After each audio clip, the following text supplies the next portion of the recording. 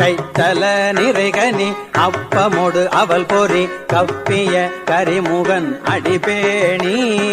கத்திடும் அடியவர் புத்தியில் உரைபவர் கற்பகம் என வினை கடிதேவும்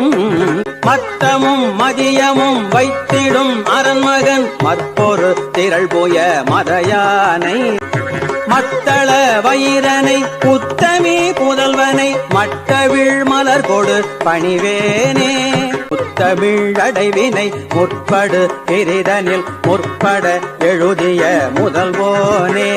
புறம் எரி செய்த அச்சிவம் முறைரதம் அச்சது பொடி செய்த அதிதீரா அத்துயரது கொடு சுப்பிர மணிபடும் அப்புன மதனிடை இவமாகி அக்குற மகளுடன் அச்சிறு முருகனை அக்கணம் மணமருள் பெருமாளே